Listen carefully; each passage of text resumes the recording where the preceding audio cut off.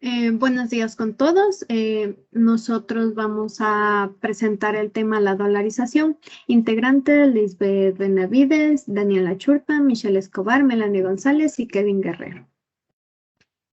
Como primer punto tenemos la dolarización. Tras la mayor crisis económica que vivió Ecuador, en 1999, el entonces presidente de la República, Yamil Mahuad, tomó una de las medidas monetarias más radicales en la historia del país. El 9 de enero del 2000, Ecuador adoptó la dolarización y 21 años después, el 88.7% de los ecuatorianos la respaldan. Tras la dolarización, Ecuador vivió un proceso de adaptación y cambios políticos, sociales, económicos e institucionales. Y durante este periodo también se emitió la nueva Constitución del 2008. Tras 21 años, el dólar goza de una gran aceptación y le ha permitido a Ecuador terminar con la hiperinflación que sufría el país de 91% en el año 2000. Imponer una fuerte disciplina al gobierno al no permitir devaluación de la moneda, estabilidad económica, inversión con menor riesgo cambiario, la imposibilidad de imprimir moneda, lo cual promueve la confianza de una moneda fuerte. Tenemos también los efectos, las ventajas. Las autoridades de gobierno y analistas económicos han mencionado que la dolarización traerá las siguientes ventajas al Ecuador, como primero, la inflación, que es el ritmo de incremento de precios, se reducirá a solo un dígito, por debajo del 10% a mediano plazo. Dos, las tasas de interés internas se ajustarán a los niveles internacionales, también se ubicarán en alrededor del 14% para los créditos y el 8% para los depósitos. Tres, se recupera el ahorro porque se elimina el riesgo de la devaluación y se facilitará el financiamiento porque es más factible acceder a créditos en el sistema financiero. También un aumento de la productividad de las empresas, ya que podrán reducir sus costos, en especial los financieros. Cuatro, beneficia a los asalariados, a los empleados, por cuanto no se deteriora la capacidad adquisitiva de sus sueldos cuando, como dicen los analistas económicos, se sincere la economía. Cinco, facilita la planificación a largo plazo, pues permite la realización de cálculos económicos que hacen más eficaces las decisiones económicas. Y como sexto, se genera disciplina fiscal, en tanto el gobierno no puede emitir dinero, la corrección del déficit fiscal solo se puede hacer mediante financiamiento vía préstamos o impuestos. Tenemos también las desventajas. Con la dolarización existen también desventajas, entre las principales están estas. Pérdida del señoreaje, que es la diferencia que existe entre el costo intrínseco del papel más su impresión como billete y el poder adquisitivo del mismo. Al dolarizar la economía significará la pérdida del señoreaje para el Estado ecuatoriano.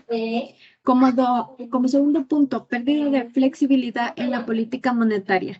En un sistema monetario, la dolarización, el gobierno nacional no puede devaluar la moneda o financiar el déficit presupuestario mediante la creación de inflación porque no puede emitir dinero. Tercero, problemática de shocks externos. Cuarto, los productos costarán más, pero luego de un proceso de adaptación habrá una estabilidad. Quinto, el costo por una sola vez de invertir precios, programas de computación, cajas registradoras y máquinas vendedoras automáticas de moneda doméstica a moneda extranjera. Y sexto, costo de perder el Banco Central local como prestamista de última instancia, en especial para los bancos ineficientes. Para las cooperativas de ahorro y crédito jamás ha existido un apoyo, más bien nos van quitando ciertas ventajas competitivas, como por ejemplo pagar el impuesto a la renta. A continuación, mi compañero.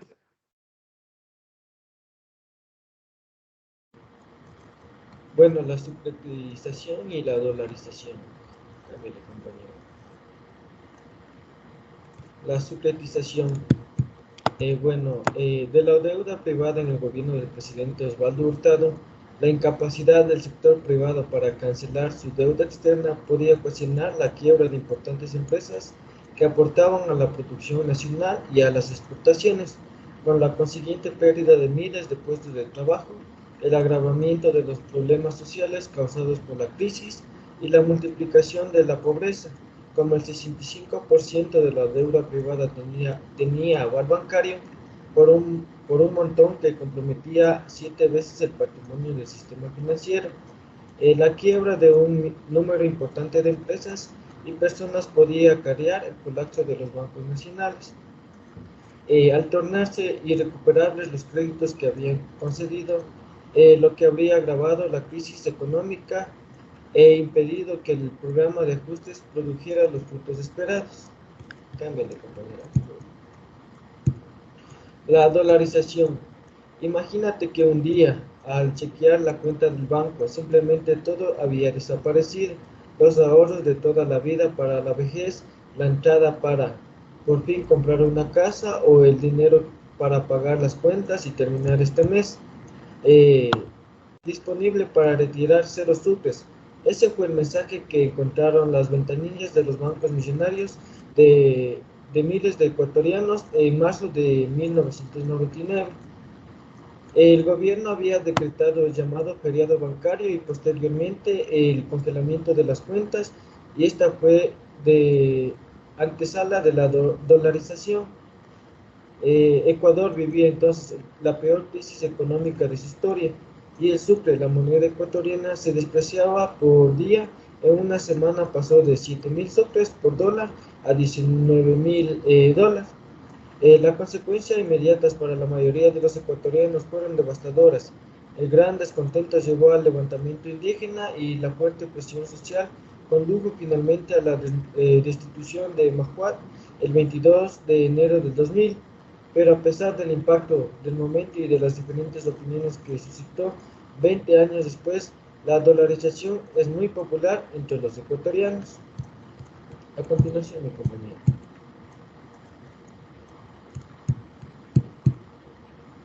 Ahora vamos a hablar de lo que son los efectos de la dolarización, entre ellos la inflación y el costo de la vida. Ahora sí, vamos a hablar de varias consecuencias de la dolarización. Entre estos está la variación de la inflación, la pérdida de autonomía del Banco Central y de la emisión monetaria, la incidencia en el crecimiento del PIB real, el mayor acceso a los mercados financieros, es decir, creación de establecimientos internacionales de los bancos. También una pérdida del poder de la política, una opción de generar una devaluación que depende mucho de las acciones monetarias de Estados Unidos. Ahora vamos a hablar de la inflación y el costo de la vida que tuvo en esos tiempos. De acuerdo con el INEC, el Instituto Nacional de Estadísticas y Censos, en 1999, la inflación anual fue del 60.8%, mientras que en el año 2000, pese a la dolarización y al impedimento de emitir moneda, la inflación anual fue del 91%, debido principalmente a la especulación. En diciembre del 2000, el costo de la canasta básica fue de $252, mientras que el ingreso familiar mensual promedio fue de $163, es decir, una restricción de $89 para acceder a la canasta básica. Mientras la economía transcurría hacia el nuevo esquema monetario en 2003, la inflación anual llegó a un nivel de un dígito y desde entonces se ha mantenido. Entre el 2017 y 2020, la economía ecuatoriana ha permanecido con estancamiento en precios del 1.9% en promedio. En 2010, los precios se incrementaron de manera generalizada en 3%, una inflación anual. Al comparar los costos de la canasta básica y el ingreso familiar mensual, estos pasaron de 709 a $711 y de 700 a $747 entre los años 2017 y 2020, lo que se traduce en un excedente de $35 en promedio para acceder a la canasta básica. Por el contrario, en el periodo de enero a diciembre del 2020 se registraron niveles bajos de inflación e incluso deflacionarios. La inflación anual en 2020 cerró en un 0.9% debido a que la pandemia ha causado una fuerte restricción del consumo, paralizando la productividad, una caída en las importaciones, entre otras. Muchas gracias. A continuación, mi compañera. Soberanía y política monetaria, banca pública y banca privada. En el Ecuador, tras la crisis financiera de 2000, el país adoptó un nuevo esquema monetario, que es la dolarización. La dolarización introdujo un nuevo régimen monetario y cambiario en medida de una amplia controversia política y económica. A pesar de lo controversial que fue la decisión tomada por el gobierno del presidente Maguad, el proceso de aplicación, particularmente el canje, no fue conflictivo, lo que evidenció la confianza en la nueva moneda. Se introdujeron también varios cambios que condicionaron el manejo futuro de la política económica. Al revisar el comportamiento económico desde la vigencia de la dolarización, se puede evidenciar que existen resultados positivos asociados con la estabilidad cambiaria. La confianza de los ecuatorianos en el régimen monetario aplicado desde el 2000 en general se mantiene, por lo que no se esperaría un cambio. Sin embargo, un manejo inadecuado del aspecto fiscal y presupuestario puede provocar una salida forzosa, dolorosa y caótica para la economía nacional. La presente nota técnica aborda la evolución de las principales variables monetarias y financieras durante los últimos 20 años y analiza brevemente el contexto del sector monetario y financiero durante el primer semestre del 2020. Por otro lado, al ser una economía dolarizada, el Banco Central del Ecuador adoptó diferentes medidas de política monetaria.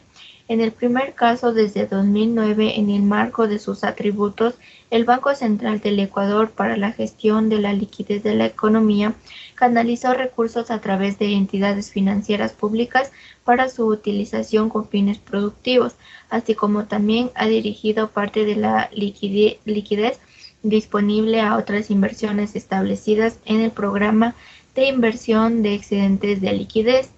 En el segundo caso, con fin de establecer niveles de liquidez global que garanticen adecuados márgenes de seguridad y financiera, es atender los requerimientos de financiamiento para la consecución de los objetivos de desarrollo.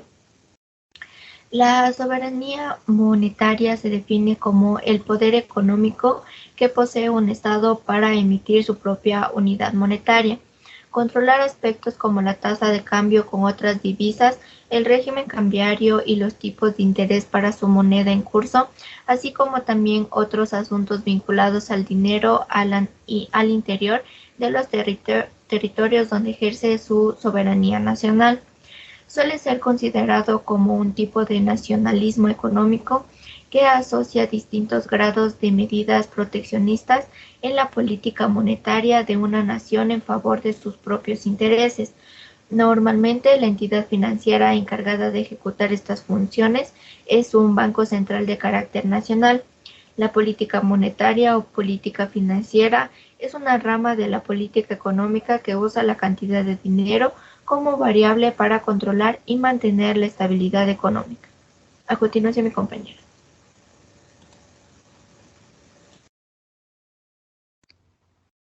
Bien, ahora vamos a hablar de la banca privada.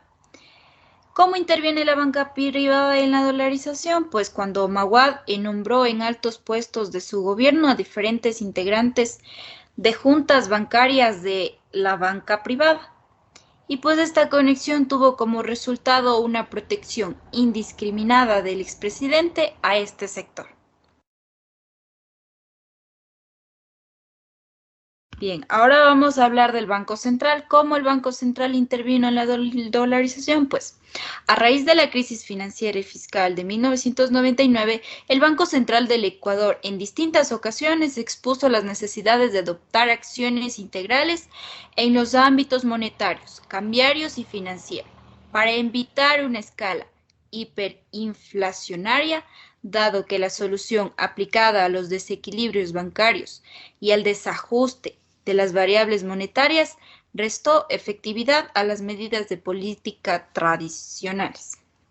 Con el propósito de facilitar la decisión gubernamental de llevar adelante una profunda reforma estructural de la economía ecuatoriana, enmarcada en un esquema de dolarización, el Banco Central del Ecuador, con fecha 10 de enero de 2000, determinó una nueva política de participación en el mercado cambiario, fijando la cotización del dólar de los Estados Unidos en 25.000 sucres, precio al que el Banco Central del Ecuador canjearía los sucres emitidos en dólares.